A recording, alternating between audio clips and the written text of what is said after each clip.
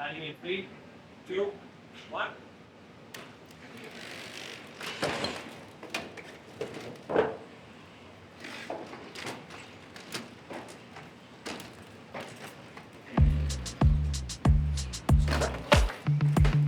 This is my 6th week at Boston Dynamics, and the fridge was my first project.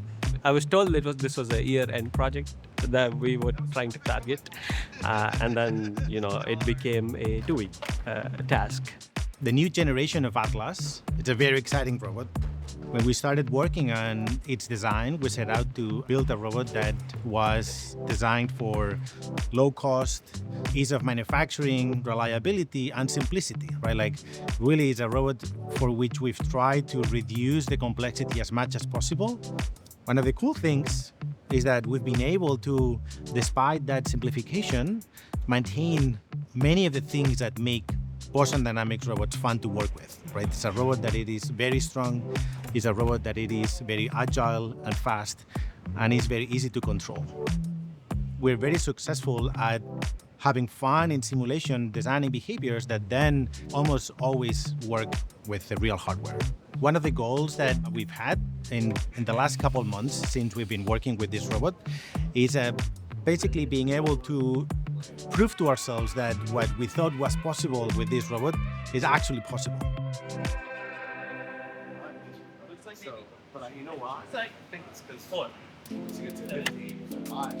Basically, Atlas needs to be a tool. A tool basically that is similar to humans, which means it needs to start interacting with objects. And objects come in all shapes and forms. And because Atlas is a beast, and we know that it's capable of lifting heavy objects, we basically wanted to jump in the deep end. The empty fridge is 50 pounds, and that is mostly what we shot with. In the lab, to really see what we could do, we were able to go up to 100 pounds, which was entirely unseen for the policy. It was always trained at about 50 to 70 pounds. And this is really pushing the limits of what humanoid robots can do. I don't know of any other humanoid robot that has moved a big, heavy object like a fridge.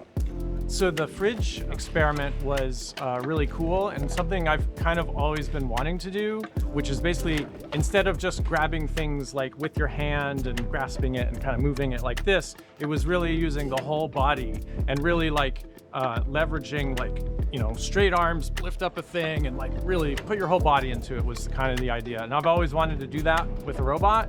A couple of things have come together recently. We have a really capable new robot that could actually do it. And we have a lot of really cool new tools on the team that we're utilizing to program it to do these kinds of behaviors.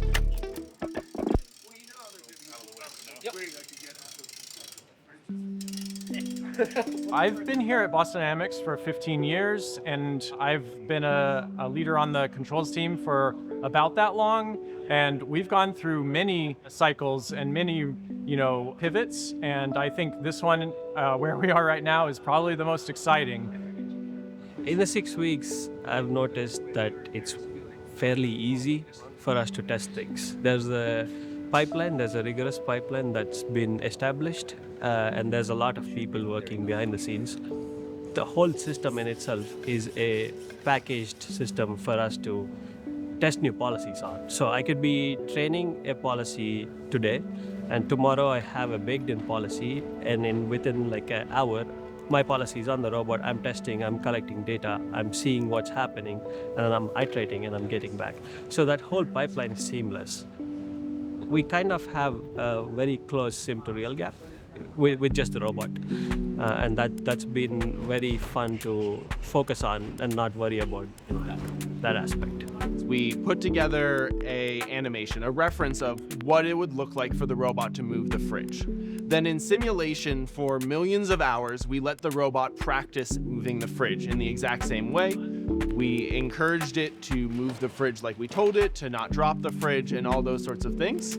And then once you get sort of the reward tuning right, the physics correct for the hand dragging along the fridge, and you run it on the hardware, it does perfectly.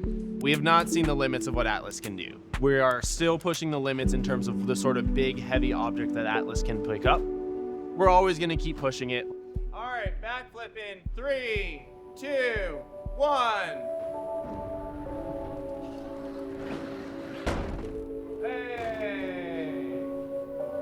Like a champ. So what's next? Well, it's never been easier to bring this robot outside the lab, and we're very excited to do that. We're only limited by our imagination now.